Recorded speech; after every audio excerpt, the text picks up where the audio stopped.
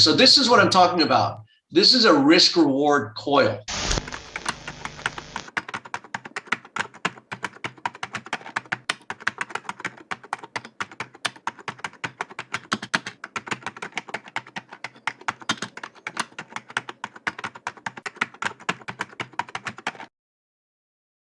You have this double top, you have this head and shoulders. This has been a multi-year distribution pattern. You have the double top head and shoulders here.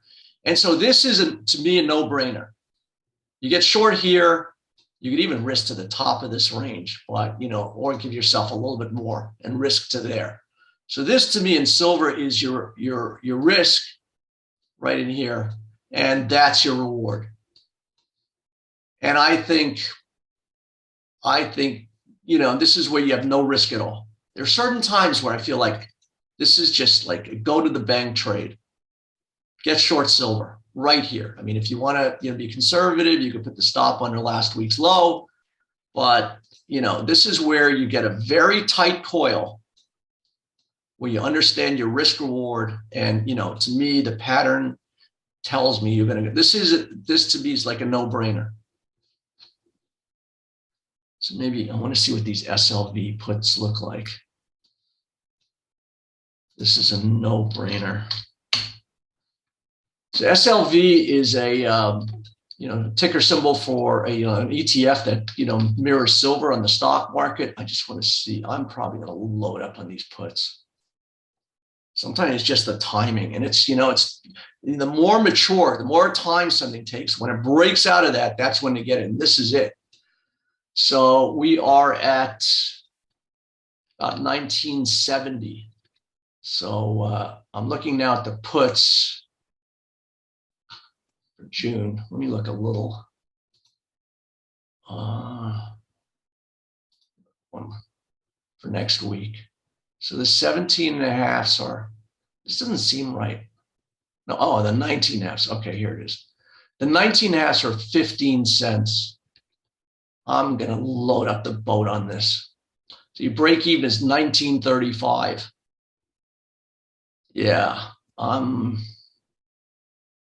even maybe go more out of the money. So you could buy these 1900s for 8 cents, $8 a put option. Wow, it seems too good to be true. This is for June 24, so you got 2 weeks. Now, the problem is, and the reason why these are so low is because this is a very low volatility instrument. You can see it basically goes nowhere. But, that was, so you can see it's at the same price it was 3 years ago. It just stays in a very tight range. It goes nowhere. So that's why the volatility, so again, this is in contrast to the Qs that have had these monster moves either way. So the volatility expands. So the premiums are huge. That's why I can't buy a put option on the Qs, even though I feel like it could crash. You have to pay too much. Where this is, you can get the volatility where it's narrow now, but all of a sudden you get one of these. I think this is a no-brainer. I mean, I am going to load up on those right now.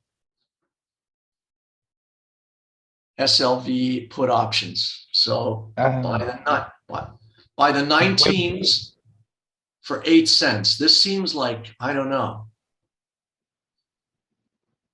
even 15 cents. Might just start with a 50. I mean, it's so small anyways.